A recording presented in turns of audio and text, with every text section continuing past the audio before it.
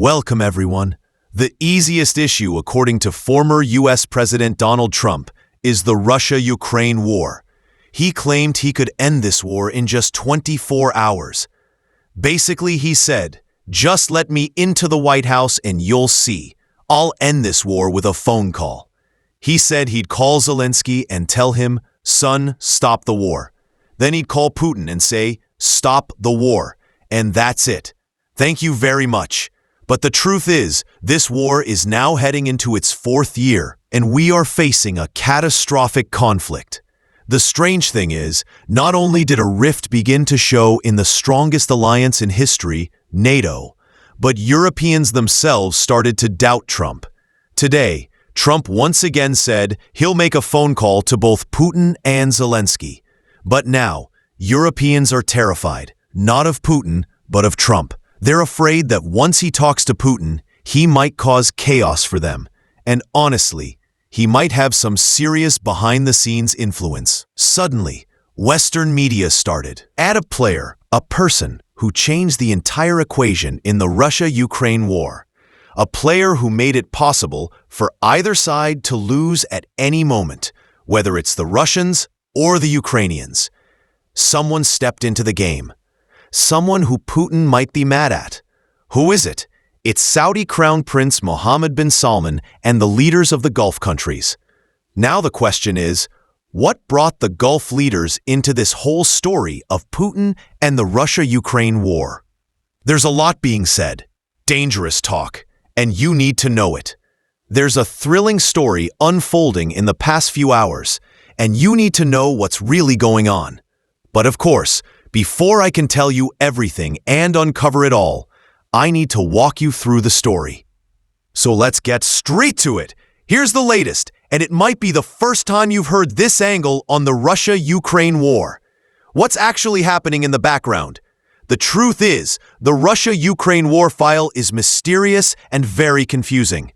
No one seems able to resolve it anymore. Even the guy who was supposed to fix it now seems unwilling. So what happened? There were negotiations, known as the Istanbul talks. I already told you their story. Putin, after Victory Day, said he had no problem sitting down with the Ukrainians to negotiate and stop the war. Even though the Ukrainian side violated the ceasefire agreement over 5,000 times, still, during the Victory Day celebrations, we consider it a sacred holiday for us, as our losses amounted to 27 million people. We announced a ceasefire for the third time, and we informed our colleagues in the West, those who are sincerely seeking peaceful solutions, of our position on this issue, the Victory Day ceasefire.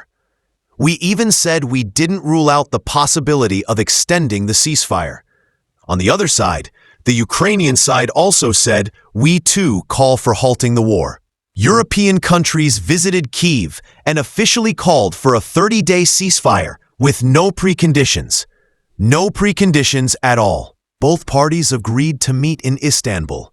Let me tell you, the enthusiasm was so high that even Donald Trump himself said, "This is a great thing. Putin and Zelensky will meet in Istanbul? If that meeting actually happens, I might come myself and attend it. Just imagine." He said, "After finishing my Gulf tour, I might go straight from the UAE to Istanbul to try and end the Russia-Ukraine war. I wanted to go to Turkey," he said, "but I don't want to jump the gun." Secretary of State Rubio is there to follow up on the negotiations between Russia and Ukraine. "I believe we will achieve something regarding ending the war in Ukraine. We want to end the conflict between the two sides, and we will see what the ongoing negotiations bring." Here's what happened. Zelensky took the statement seriously, got on a plane, and while he was on the way, the Kremlin announced Putin is not going. Yes, Putin is not going. They simply said, no, he's not attending. European leaders all reached out to Donald Trump, saying, "Look, Mr. President, here's your man, the one you keep saying will solve the problem. We tried talking to him calmly and politely, but look, Putin doesn't want to attend the peace negotiations." The strange part is, Donald Trump didn't do anything. Literally, he didn't take any action. No sanctions, no public condemnation of Putin, nothing. And here's what's even stranger. The meeting actually took place in Istanbul, but only at the delegation level. Each country sent a delegation. Ukraine sent a delegation, Russia sent a delegation, and the two delegations did meet in Istanbul. But here's where things get weird. When the two delegations started talking, they realized each one was talking about something completely different. The Ukrainian delegation came in with one set of demands, and the Russian delegation came with a totally different set of demands. Who exposed this whole situation to the media? The Turks. They said Ukraine came in hoping to stop the war. They wanted to pause the fighting and start formal peace negotiations, and for Putin and Zelensky to meet and resolve everything. But the war should stop at the current front lines. Pay attention. Ukraine wasn't even asking Russia to leave their land or withdraw from occupied territory. Nope. The Ukrainian delegation simply said, "Stop the war." But then they were shocked when the Russian delegation said, "No, the war won't stop unless you withdraw your forces from the 4 regions." The 4 regions Russia has been trying to take since the beginning of the war. They said, "You leave those 4 regions and the war can end." But the Ukrainians said, "That's not acceptable." And the Russians replied, "We won't stop the war." So basically, the peace negotiations fell apart. But weirdly, both sides actually talked, and for the first time ever, direct negotiations took place where both sides agreed to exchange prisoners. Keep in mind, every time there's been a prisoner swap between the Russians and Ukrainians, there was always a mediator, usually the UAE, sometimes Saudi Arabia, or other neutral countries. But this time, for the first time ever, Russia and Ukraine talked directly and exchanged a massive number of prisoners. 1,000 for 1,000. 1,000 in exchange for 1,000. Breaking news came out from the Russian negotiating delegation in Istanbul saying, Moscow and Kyiv have agreed to exchange prisoners on both sides. The Russian negotiators officially announced the agreement in Istanbul. 1,000 prisoners to be exchanged with Ukraine. They also said, "We are satisfied with the outcome of the talks with the Ukrainians, and we will continue negotiations." It was also mentioned that Ukraine requested a meeting between the two presidents, Zelensky and Putin. That was a very positive step. Even more promising, both sides agreed to hold more meetings in the future. And by the way, Putin had no problem with meeting Zelensky. These were positive signals, but in the end, Western media, and I want to emphasize here, Western media, not Russian, reported that Putin came out as the winner in these negotiations. Why? Because the talks happened without any ceasefire, even though Europe and Ukraine had requested a ceasefire before negotiations could begin. So what did Putin do? He agreed to the talks, didn't attend in person, sent a delegation instead, and didn't stop the war. That, according to the media, was a win for Putin. Meanwhile, European countries started going to Donald Trump and said, "Trump, this whole thing is a joke. Putin is just playing us." So European leaders began pressuring Trump even more to punish Putin. Then, media pressure started to grow, suggesting that Putin might be fooling both the Americans and the Ukrainians, and that he could be buying time to prepare for a massive attack. And don't forget, Russia recently received a huge shipment of over 400 Fateh 360 missiles. These are medium-range missiles, purchased from Iran. This doesn't look like someone who wants peace. It looks like someone preparing for war. At the same time, during these so-called negotiations, Russia launched the biggest drone attack on Ukraine so far. All signs point to one thing: Russia doesn't want peace. Putin doesn't want peace. Then came the American media pressure, accusing Putin of manipulating Donald Trump. And that's when Trump came out with stronger statements, telling Putin, "You need to stop the war, or there could be catastrophic sanctions." He warned, "I might turn against you." Trump began shifting his tone against Putin in his public remarks. Not just that, U.S. Secretary of State Marco Rubio also said, "We'll see if Putin is playing us, or even Ukraine might be playing us too." He added, maybe Ukraine also wants to pause the war just to regroup and continue the fight later. Even though the Americans don't really believe that, that's what Rubio said. We need to see whether both sides are trying to drag us into endless talks just to buy time. All of this was supported by a report from the Financial Times, which said, Steve Witkoff, when he visited Putin, presented a 22-point peace plan. Putin refused to even discuss it. All of these signs made Donald Trump feel that the time had come. He said, if Putin insists on continuing this war, I might punish him, and the consequences will be catastrophic. That triggered commentary from a journalist named Christian Curry. He's the head of Newsweek's bureau in Moscow. This guy knows his stuff. He's not just any journalist. He's the editor-in-chief, and he has access to a ton of information. But he's also honest and credible. Here's what he said. If Donald Trump wants to punish Putin, now is the perfect opportunity. Why? He said, if you've noticed recently, there's a lot going on in the Russian economy. Russia seems to know exactly how to fight off all the sanctions that have been imposed on it from abroad. Not only that, there have been very positive numbers in the Russian economy, showing actual growth despite sanctions from many countries, especially Western ones. Honestly, it's been surprisingly impressive to see such performance in Russia, especially as the world faces increasing economic fears, like rising unemployment. But those fears? They don't seem to be growing in Russia.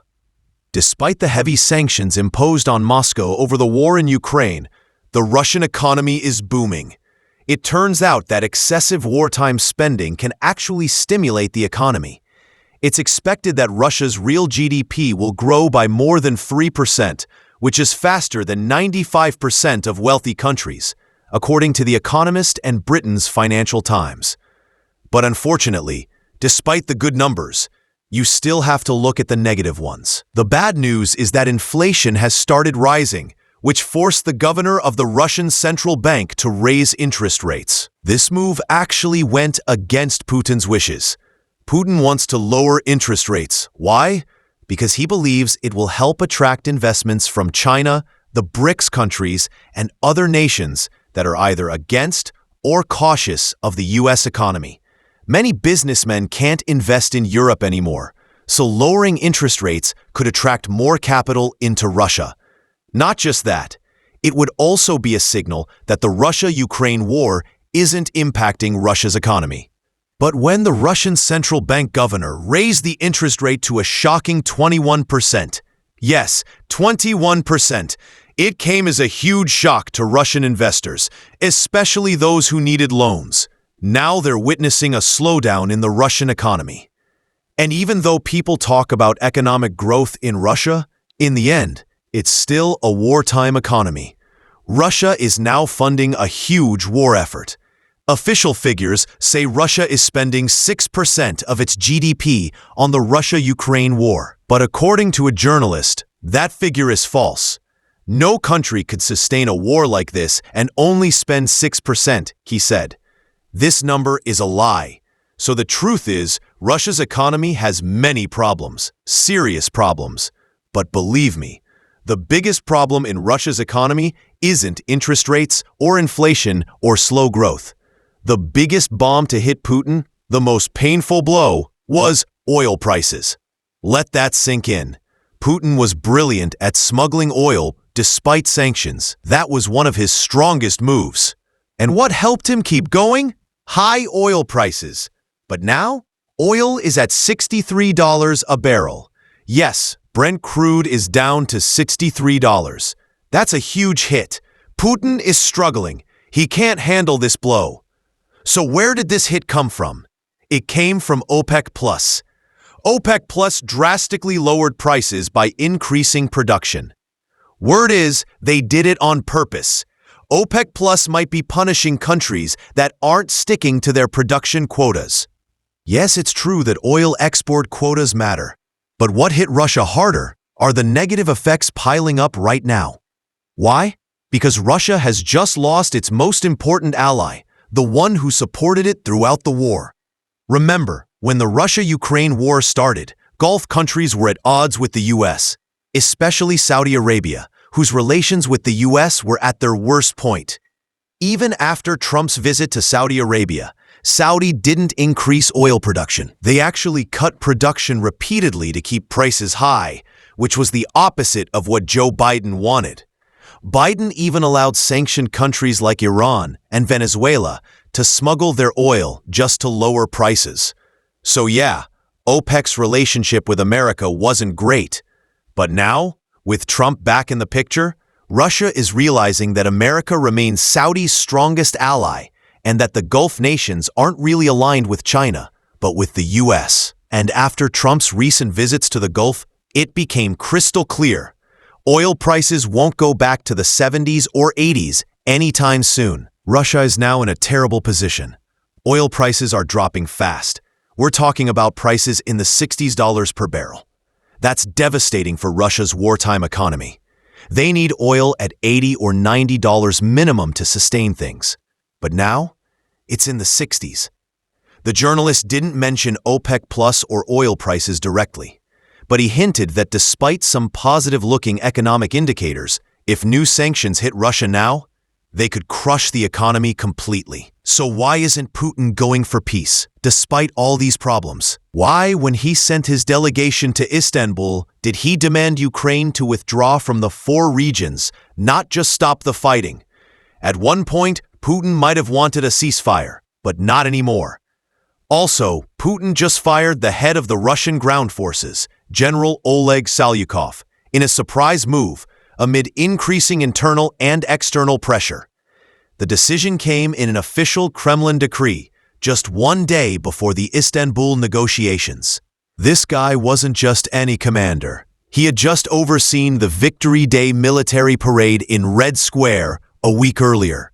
Now, he's been reassigned to a political role as an advisor to the Russian National Security Council, one of Putin's closest institutions.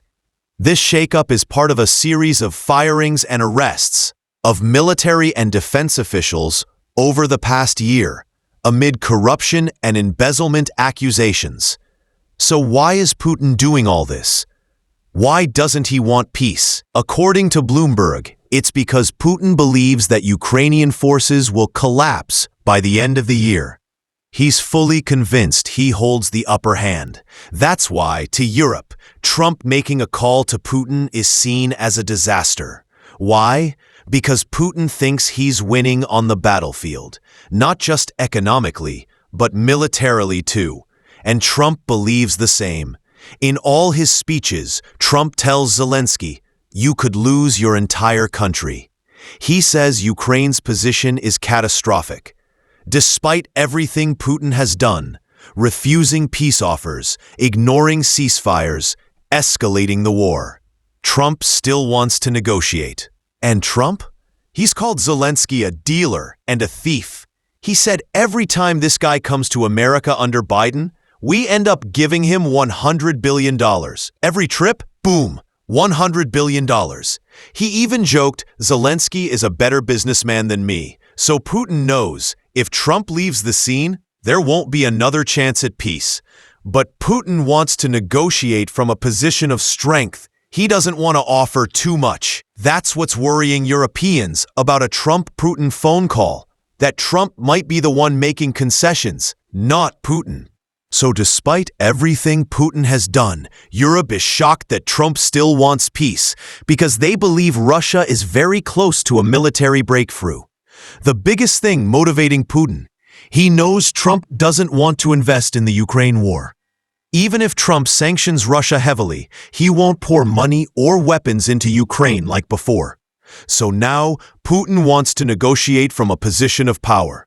But Europe sees this as dangerous, because whatever deal is made, it'll be far less than what Europe and Ukraine want. That's the reality of the Russia-Ukraine war right now. You've seen how all the pieces connect. Trump's visit to the Gulf, the oil prices, the economic pressure, it's all part of one complex picture. And hopefully, I was able to explain it to you in a clear and simple way. Peace out.